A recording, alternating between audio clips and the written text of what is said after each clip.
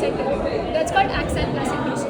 Next, we have the family Solanaceae. Solanaceae involves potatoes, tomatoes, brinjal, capsicum, all of those. Here we have black nightshade or Solanum nigrum. Here you can see, look at the leaves closely, they have something called reticulate venation. If you look at the veins, they kind of form a net. Okay, so it's called reticulate venation. And if you look at the roots, they have tap roots. It's one main root and then branches. So it's called tap root. These, in addition to all the other families we explored till now, I think you missed the question.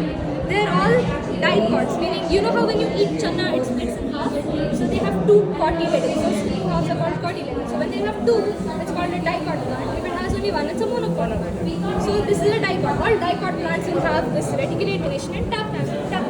Next we have, something cool that they did with this Solanaceae family is they took the top half of a tomato plant and the bottom half of a potato plant and they fused it together.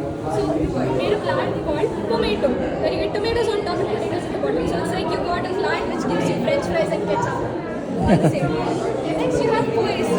Poaceae involves your rice, your wheat, your maize, bamboo, grasses, all of that. This is one example of that. So this is a monocot. Like rice doesn't split when you eat it, right? It's just one. So it's a monocot. These have parallel venation and they have fibrous roots. Parallel venation is when the veins don't form a net, they are parallel to each other. Kind of like a banana leaf. They are parallel, right? So that's parallel venation. And they have fibrous roots.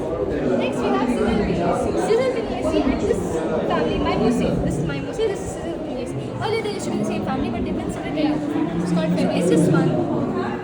I showed you, these all form like one group, right? It's one bundle.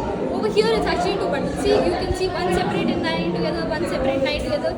So it's called diadelphous condition. This is special to bean plants, pea plants, alsande, all those kind of plants have this condition. And here if we show you like either Shankapushpa or something like that, this is a similar flower. All these have this particular arrangement of the flower petals. So you've got one main large petal called the standard, you've got two smaller petals on the sides called the wings, and you've got these two which are fused in the center called the key. And here we have what it looks like once the seed is formed. So this is just as it's forming, the way it's arranged. This is called marginal placentation because it's closer to the edges. So it's called marginal placentation.